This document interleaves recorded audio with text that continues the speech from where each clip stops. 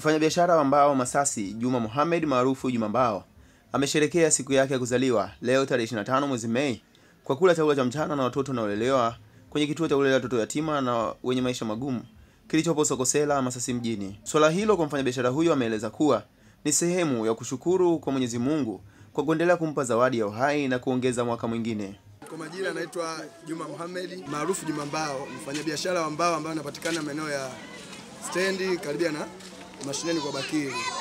Leo ni siku yangu ya kuzaliwa, na kwa maana kwa sababu leo siku yangu ya kuzaliwa nikaamua kuchukua fursa hii kuja kufurahi na watoto katika kituo cha kulelea watoto yatima hapa maeneo ya shule ya msingi Kambarage.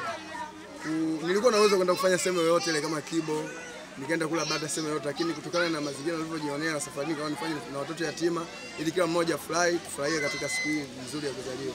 Nashukuru sana kwa watu ambao wamenipa support, kiwemo Anodi, kuna mtu mmoja anaitwa Salumu Ismail Banasoni ambaye sasa hivi yuko Dar, yeye pia ametoa mchango wake, na watu kibao ambao wamenisupport. Nashukuru sana Masasi Online TV kwa kuja kuungana na sisi hapa, na washauri na vijana wenzangu, badala ya kuchukua hela kwenda kunywa pombe Kibo, kwenda kufanya starehe zingine anasa ambazo hazina maana, tuje tuwekeze kwenye eneo la kituo cha watoto yatima hapa, hata sio hapa na sehemu nyingine ambapo kuna mahitaji, kwa sababu hicho ni bora zaidi na hata Mungu pia anapenda. Kwa upande wa Miraji ambaye ni rafiki wa mfanyabiashara huyo ameeleza kuwa kwake ni chachu, lakini pia ni chachu kwa vijana wengine kufanya mfano wa hilo.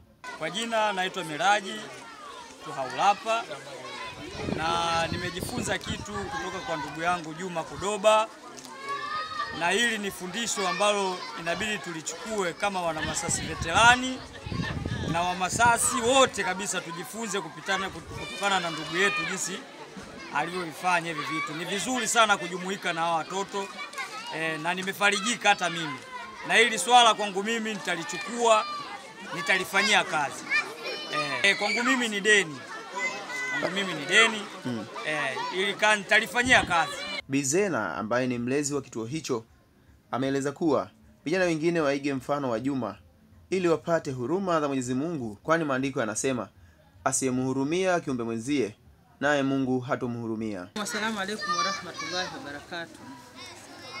Alhamdulillah wa salatu wassalamu ala rasulillah. Mimi ni Bizena Mtamba, nipo katika kituo hiki cha Markaz Ummahati na ndo ambayo nakiendesha kituo. Kituo kama mnavyoona kina malezi ya watoto yatima na watoto wale ambao wasijiweza.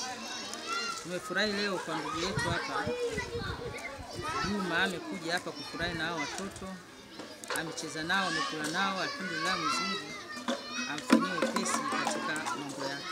Naam, tunawakumbusha na vijana wengine. Tunaona Juma hapa amekuja, ni kijana mdogo sana na miaka 34 kama sikosei, lakini ameacha kwenda kwenye starehe za ajabu. Pesa aliyoitumia hapa uwezekano wa kulewea ungekuwepo, kutafuta vimada huko na nini, lakini hakufanya hivyo. Amekuja kucheza, kulia na watoto hapa mayatima ambao hawana baba zao. Kwa hiyo vijana wengine muige mfano kama huu. Kama hivi sasa hivi tunakaribia sikukuu ya kuchinja, basi unaweza huko katafuta mbuzi wako hata ng'ombe, ukaja hapo ukafurahi na watoto, basi ni fadhila kubwa, kwa sababu mtoto anapopata faraja na kwa faraja kwa kweli vile vile, na Mungu anasema asiyewahurumia viumbe basi hata Mungu atamhurumia.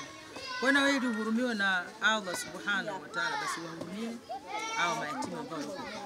Lakini wasijua kama Masasi kuna kituo cha watoto mayatima, basi kituo ni hiki kipo, na mimi mwendeshaji naitwa Bizena. Kituo kilipo shule ya msingi Kambarage, au kule mbele kule kuna sheli ile ya Arshari kwa nyuma huku. Kituo ni kikubwa, sasa tunaona fence kubwa imeandikwa Arafa. Kuna nasari hapo na kuna haya malezi ya watoto, kuna sehemu ambazo watoto wanalala. Kwa hiyo tunawakaribisheni sana. Ukifika hapa utatukuta, au la kwa mawasiliano.